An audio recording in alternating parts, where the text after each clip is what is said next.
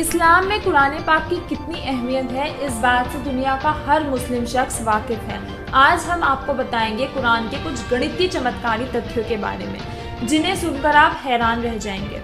आपने कभी कुरान पढ़ते वक्त गौर फरमाया है कि कुरान में कुछ खास गणितीय चमत्कार छिपे हैं?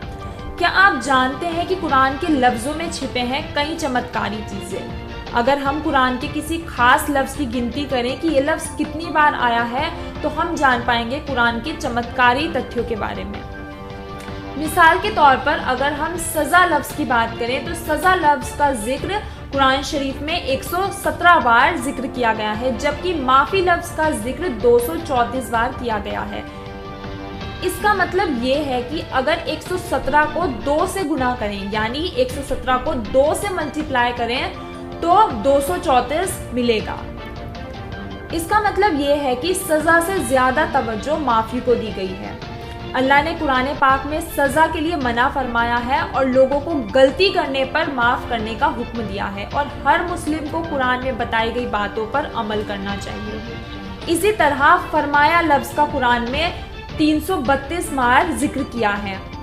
आपने फरमाया का जिक्र भी 332 बार ही किया गया है। दुनिया और आखिरत लफ्ज का जिक्र 115 बार ही किया गया है। इसी तरह शैतान और फरिश्तों का जिक्र 88 बार किया गया है, यानी दोनों का जिक्र 88 बार ही किया गया है, ये बराबर है।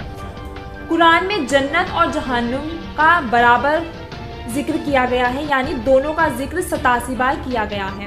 अल्लाह ने ज़कात देने का हुक्म फरमाया है, जो कि गरीबों को दिया जाता है। इस लफ्ज का जिक्र 32 बार किया गया है। इसी तरह बरकत लफ्ज का जिक्र भी 32 बार ही किया गया है, यानी अल्लाह ने फरमाया कि हम जितनी ज्यादा गरीबों की मदद करेंगे उतनी ज्यादा ही बरकत हमारे घरों में होगी। इसी तरह कुरान शरीफ में सर्दी और गर्मी का भी बराबरी का ही जिक्र किया गया है, यानी दोनों का जिक्र 5-5 बार ही किया गया है। अमीरी लफ्ज का जिक्र 26 मरतबा किया गया है, जबकि गरीबी लफ्ज का जिक्र 13 बार किया गया है, यानी इसका आधा। इसका मतलब ये है कि दुनिया में अमीरों की तादाद ज्यादा है और गरीबों की तादाद कम है। मर्द और औरत का जिक्र 23 मरतबा किया गया है। मर्द का और औरत का बराबरी का हक है।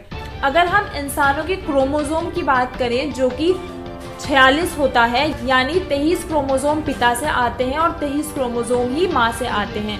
जमीन का जिक्र 13 बार किया गया है, जबकि समुद्र का जिक्र 32 बार किया गया है। अगर हम 13 और 32 को जोड़ें, यानी 13 में 32 ऐड करें तो हमें 45 मिलेगा। अब इस 45 को 13 से भाग करने पर, यानी 13 से डिवाइड करने पर ये मिलेगा कुछ 28.8%।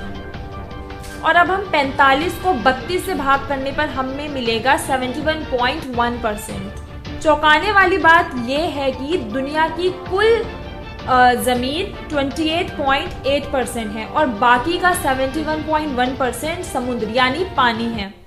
इन चमत्कारी तथ्यों से पता चलता है कि दुनिया की हर एक चीज अल्लाह की बनाई हुई है और कुरान में दुनिया की हर एक चीज का जिक्र किया गया है। इन बातों का दावा साइंटिस्ट ने अब किया है, जबकि कुरान में इन चीजों का जिक्र हजारों साल पहले से है।